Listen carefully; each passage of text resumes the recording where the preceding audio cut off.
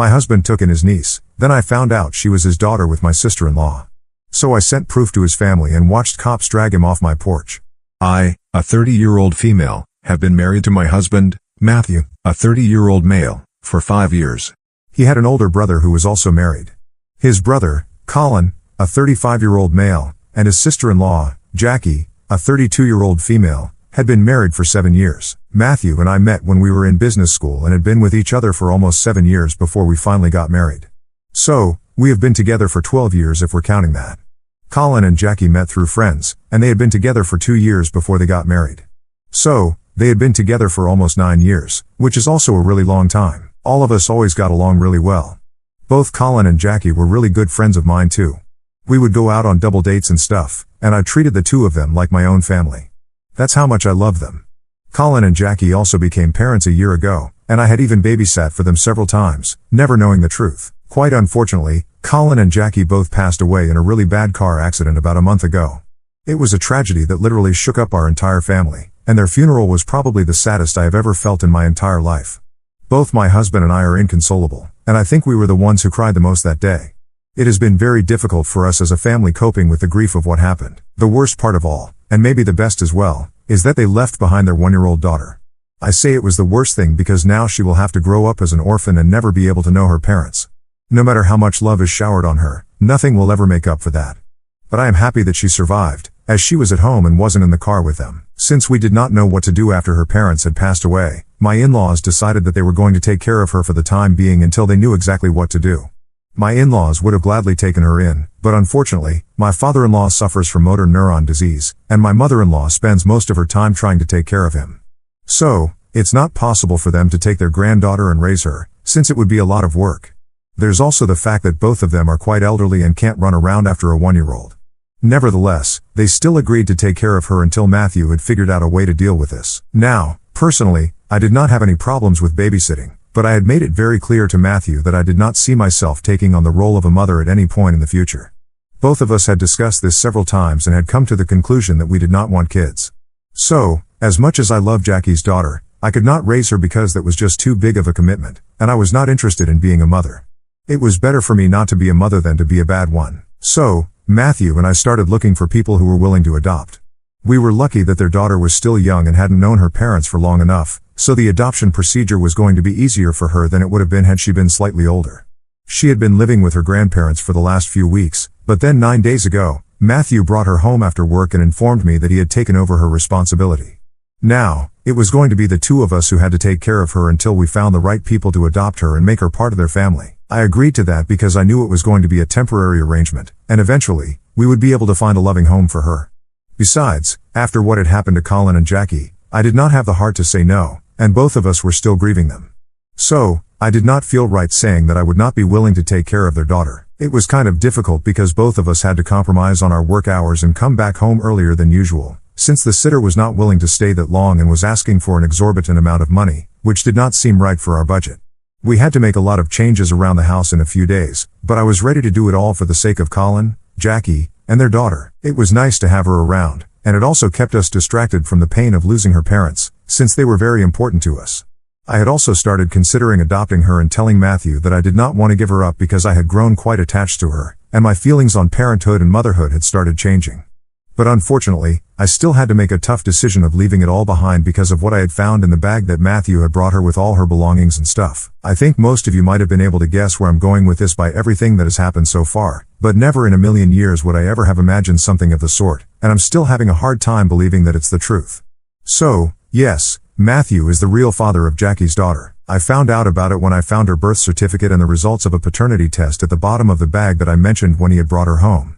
He had also packed all her belongings in the duffel bag, and a couple of days ago, I was looking in there because I wanted to check if she had any socks in there, since the weather was getting kind of chilly, and I couldn't find any socks that she usually wore around the house. While going through that, I found a file inside, and when I opened it, that's what was waiting for me there.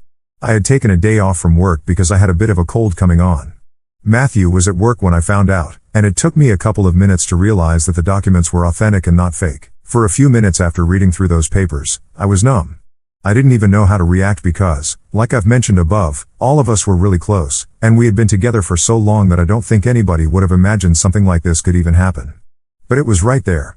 The proof was in front of my eyes, and I couldn't deny it even if I wanted to. I literally broke down in the middle of the room and started wailing like crazy.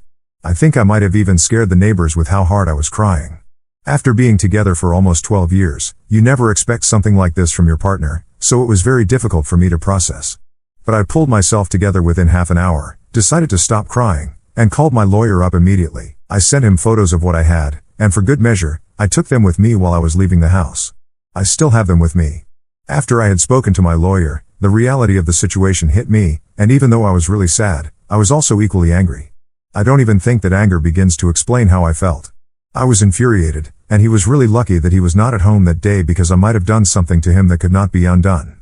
I'm not even ashamed to admit it, but anyway, I was really upset, and so I decided to take photos of the documents that I had found, and in my rage, I decided to send them to everybody in his family. And when I say everybody, I'm not even kidding. I mean literally every single person whose contact information I had on my phone. I just blindly collected all the contacts and sent it to them with the caption that said that I now knew the truth about Matthew and I wanted them to know what kind of a person he was as well. After sending that text, I started packing my things as quickly as I could so I would be able to get out of the house before Matthew came back home. I had to do something about Jackie's daughter as well because I was not going to leave a 1-year-old at home alone no matter what was going on. I was pissed off with Matthew, not with her. She was just a baby. She didn't even know what was going on. So, I decided to take her along with me and move to my parents' house. When I reached their house that day, I had been crying in the cab while heading over to their place anyway.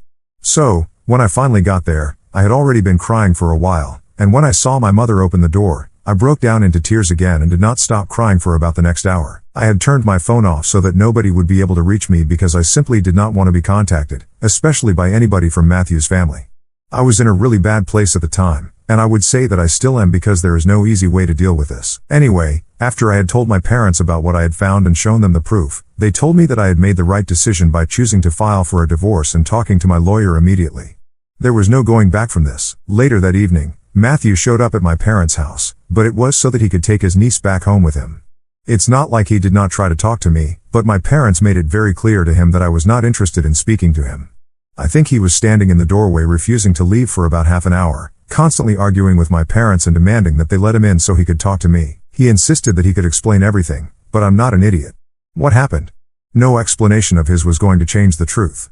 I was really disappointed, and part of me actually wanted to go down and talk to him myself so that I would at least be able to get some clarity or some closure. But I decided against it because I did not trust myself or my emotions, and I did not want to act rashly. Everything was still very fresh that day, and I couldn't deal with any of this drama at that point. So, I chose to stay in my room quietly and let him argue with my parents and then leave instead of going downstairs to talk to him myself.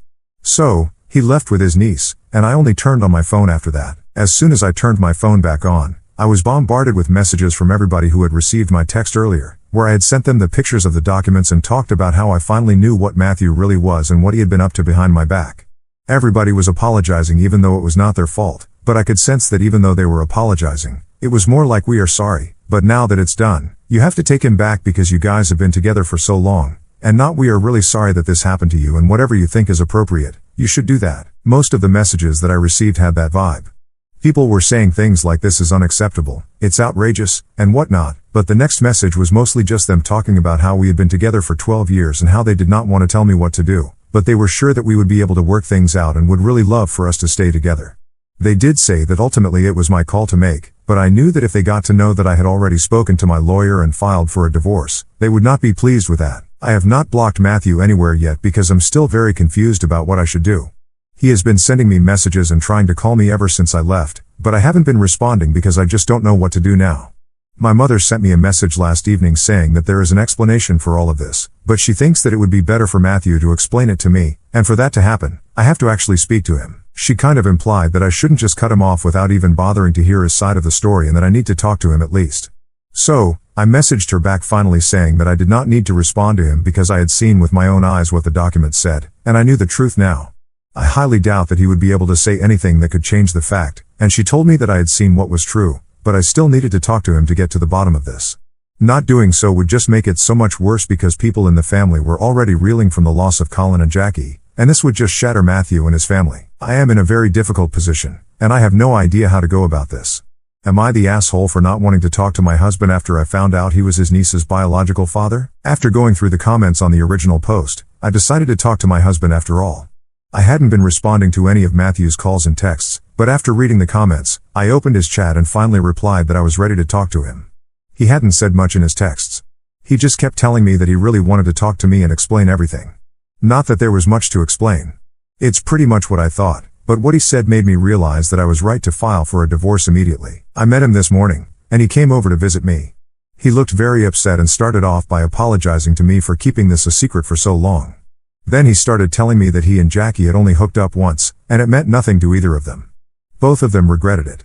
I did not buy that because it seemed unlikely that they would get together only once. It was just a gut feeling, and Jackie was no longer here, so she couldn't tell me the truth either. Anyway, he told me that coincidentally, both of us had been fighting, and so had she and Colin. He says that he doesn't remember what we were fighting about, but it was something petty, and he had left the house in a huff and had headed over to Colin's house to talk to him. But when he got there, he couldn't find Colin, and Jackie explained to him that he had also left because they had been fighting. She looked very upset, and when Matthew asked her what they had been fighting about, she broke down into tears, and he started trying to comfort her. She invited him in and explained to him that they had been fighting about whether they were ready for a baby or not. Colin wanted a child, and Jackie was just not ready, so that's what they had been fighting about, and he got really mad, so he left to cool down. Matthew started trying to comfort her, and one thing led to another, so they ended up sleeping together that day. He told me that he did not come back home until really late that day and that she wanted somebody to be there for her because she was really upset, and that's why he had stayed there instead of coming back. He apologized to me for making such a huge mistake. He told me that both he and Jackie discussed it later and agreed never to bring it up again because it was just a mistake, and it would literally never happen again since they knew that they loved us and would never do anything to hurt us, which is ironic given the circumstances. But shortly after that, she got pregnant, and even though she had decided earlier that she did not want kids as she was not yet ready, she did not want to break Colin's heart, and so she decided to go through with the pregnancy. Both of them were really stressed out until the baby was born, and after that, when they found out her true parentage, they decided to keep it a secret from both of us and agreed that Jackie and Colin would raise their daughter as their own and never bring this up again. Jackie was a lawyer, and she dealt with all the paperwork, which is how she was able to avoid Colin finding out about any of the details on the birth certificate. Colin trusted Jackie blindly, so he never bothered to double-check anything. They had listed Matthew as the true father of her daughter since Jackie had the forethought to think that in case anything happened to her, she would want the baby to go to him next. I can't imagine how Colin was never able to find out about any of this for so long, almost a year. He must have really trusted Jackie, and I guess he was too busy adoring his daughter to care about any of the documentation and paperwork. It was a clever move on Jackie and Matthew's part, not such a clever move to keep the paperwork in the file in the bag and not bother to properly hide it from me. After Matthew was done telling me everything, I told him that it was too late for the truth, and in any case, I had already spoken to my lawyer and started to prepare for a divorce. This did not change my mind in the least. It was overall quite disappointing since I had expected that he would genuinely have an explanation that would change my mind, given how they had been behaving. Like talking to Matthew once would change everything. He and his family had literally been begging me to give him a chance to explain, but this was not something that made me think any differently. It just made me think that I was right to file for divorce because you just can't recover from something like this, not after 12 years of being together. I don't think anybody in my place would have forgiven him or even given him a chance to talk to me like I did today. Anyway, when I told him that I was not going to change my mind, he started begging me for another chance and told me that he could not live without me. He even said that he had already lost his brother and such a close friend and that he could not afford to lose me as well, that he needed me to be there for him because he was going through so much. I almost laughed out loud. Of the people that he had lost, I had also lost those very same people. I had been equally close to his brother and sister-in-law, and the four of us had been a group, but he and Jackie were the ones who screwed us over. I don't bear any ill will towards Jackie, but I can't forgive Matthew, and even in such a situation, he was thinking about what he had been through and not me. He was the one who screwed up. This was his fault, and I was the one who had lost two of my close friends and then found out that my husband had been cheating on me and even had a daughter with another woman who happened to be so close to me, all in the span of just 1 month. It couldn't have been easy for me either, but I was still trying to deal with it with dignity. I explained all of this to him, but he just refused to understand and kept begging me to come back to him. After one point, it started getting on my nerves, so I just told him that he had to leave, and if he didn't, I would be forced to call the cops on him and have him removed from the property. So, he left after that, but he told me that he would be back and he was not going to give up until I came back to him. He sounded pretty determined, but it honestly just doesn't make a difference to me anymore. He has broken me in ways I did not think was possible, but it's done now, and I feel like an idiot for even giving him a chance to explain. I don't know what I was thinking, but at least now I know the whole story, and I know that I cannot forgive him, not now and not ever. I just spoke to my lawyer. It has been a week and a half since I left my home, and he finally told me that the papers were going to be served to my husband tomorrow. I have mixed feelings about all of this. On one hand, I'm relieved that we can finally start the divorce proceedings. It's been slightly delayed since my lawyer had to deal with some personal medical issues this past week. The work had been slow, but now we can finally start the proceedings, and I can just get it over with and try to move on with my life. On the other hand, I feel shattered because this beautiful chapter of my life, which had been beautiful so far, is coming to an end for such an ugly reason.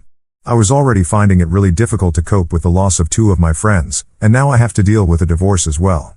So, that's slightly sad, but I'm trying to find the silver lining. That's the only way I can get through all of this, and I hope that the divorce procedure isn't as emotionally draining as life recently has been. So, Matthew was served with the divorce papers today.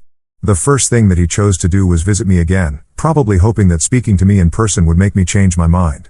He's been texting me and trying to call me ever since I told him to leave, but I went back to ignoring him. I also blocked everybody from his family because I did not have anything left to say to those people anymore. All of them have been trying to convince me to go back to Matthew, and that tells me everything I need to know. They have only ever cared about Matthew, not me. The love that his family had shown me was for Matthew's wife and not me as a person.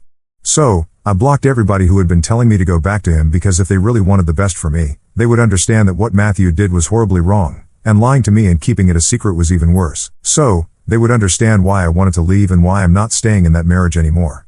Instead, they refused to understand my point of view and continued to harp on that the two of us were great together and we had been together for so long. It did not make sense to leave over something like this. My mother-in-law actually said that since Jackie was gone, I had nothing to worry about. I can't believe a human being could say something horrible about another person, especially after being so close for so long. I don't know if Jackie was a good person or not, but what my mother-in-law said was really below the belt. Anyway, that was pretty much the last straw for me, and then I blocked them all. But coming back to what happened today, after Matthew found out that I was actually going through with the divorce, he showed up at my parents' house. My dad was the one who was in the living room when he showed up, and as soon as he frantically started ringing the doorbell and banging on the door, demanding that we open up, my dad told him that he had to leave or he would call the cops. But instead of just leaving, Matthew decided that he was going to stay and create even more trouble. So, he told my father to bring it on and said that he was not leaving until he had talked to me and convinced me to cancel the proceedings. I guess he forgot that he was speaking to my father and not me. My dad did not have a soft corner for him like I did, and he went through with his threat. He had told him that he would call the cops, and that's what he did. So, Matthew was forcibly removed from our property. He didn't even go respectfully. He went kicking and screaming. It was just really embarrassing for him, and I was watching it all from my room, not even bothering to go out because that would just lead to more trouble. Anyway, he was taken away or rather dragged away, and that was that. I'm actually pretty relieved that my dad dealt with it and did not allow me to deal with it because no matter what, I still have a soft corner for him, and that would have made it very difficult for me to report him. At least he got what he deserved. I have been blocked by Matthew. Yep, that happened. I just find it really funny because I did not block him. He did. I can't imagine why he would do so when I'm already ignoring him and not bothering him at all. It'll just make it difficult for us to communicate directly during the divorce. That's it. Ultimately, it's his decision. Well, his decision was influenced by his family. His mother sent me an email after that day when we called the cops on him and he was forcibly removed from our property. She mentioned in the email that she was incredibly disappointed that our family would do something like this and treat him like a criminal when he was only trying to get me back. She was acting like we were the villains for doing what any other family in our place would have done. She did not even seem to care for the fact that it was Matthew who had been acting unhinged and had spoken in a very harsh tone to my father. It's not like he hadn't been warned. My father had told him that if he didn't leave, he would call the cops on him. He had been warned, and yet he chose to stay there after that. We were not responsible for what happened to him. He was trying to compensate for his mistakes in the past in her opinion, and she was basically just playing the victim and said that she couldn't believe that in spite of having such a close relationship with so many years, my family put him through something like this, and I would sit by and allow it to happen. She expressed how disappointed she was that I hadn't even bothered to come out of the house to check on him and make sure that he was all right even as he was being taken away. So, she told me towards the end of the email that her son would not be bothering me anymore and that she was going to make sure that he moved on from me as quickly as he could. Well, good luck to her with that. God knows I want the same things as well for both of us. But anyway, game on now. I'm only going to focus on getting what I deserve from the divorce and nothing else. No sympathy, no mercy, and definitely no soft corners anymore.